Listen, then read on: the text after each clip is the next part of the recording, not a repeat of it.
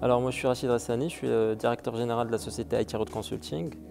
Alors IT Road, c'est une société que j'ai lancée en 2012, une société spécialisée dans la gouvernance, la stratégie et la mise en place des systèmes d'information.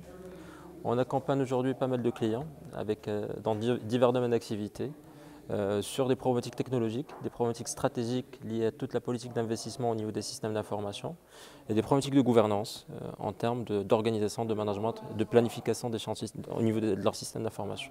Aujourd'hui, on a toute une business unit basée sur tout ce qui tourne autour de Java, c'est-à-dire que Java c'est un noyau.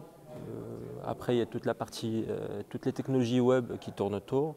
On a aujourd'hui une business unit Java qui est composée d'une vingtaine de personnes qui font spécialement tout ce qui tourne autour des développements batch, des développements des applications mobiles, des développements des applications web en utilisant des noyaux Java J2E. Si vous voulez, la technologie, elle s'est imposée elle-même. Aujourd'hui, effectivement, dès qu'on part au niveau d'une direction des systèmes d'information, on trouve le langage qui est présent en force. Si on veut avoir des statistiques, je pense que 50% aujourd'hui des systèmes d'information qui existent au monde contiennent des briques Java, en grande majorité.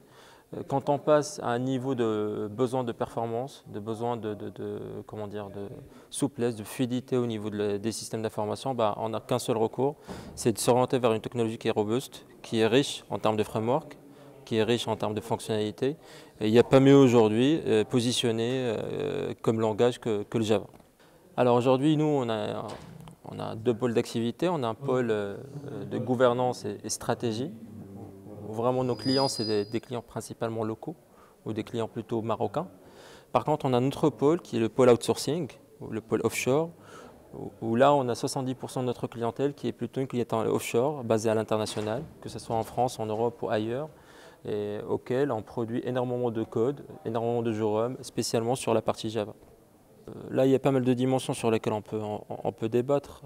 Pour moi, déjà, le langage en lui-même, ce n'est pas un langage. Maintenant, on parle d'une échelle un petit peu mondiale. Au niveau du Maroc, on a besoin de systèmes d'information qui sont performants, qui sont rapides. On a besoin d'un certain nombre de systèmes qui sont interconnectés, avec des architectures d'interconnexion assez évoluées. Là, Java, il a produit pas mal de choses dans ce sens-là. Il y a pas mal de frameworks qui servent à interconnecter des briques, à interconnecter des modules, faciliter un petit peu les échanges entre un système et un autre. Je pense que le même défi aujourd'hui qu'a le Maroc en mettant en place une stratégie de développement des systèmes d'information qui est quand même forte, sera demain en Afrique. D'ailleurs, nous on le fait. Aujourd'hui, on travaille avec des clients en Côte d'Ivoire, des clients au Sénégal, des clients en Mauritanie, auxquels effectivement ils nous imposent d'utiliser la meilleure des technologies pour qu'ils puissent avoir des systèmes d'information performants. À l'heure actuelle, on n'a qu'une seule technologie aujourd'hui qui a fait ses preuves, qui est le langage Java.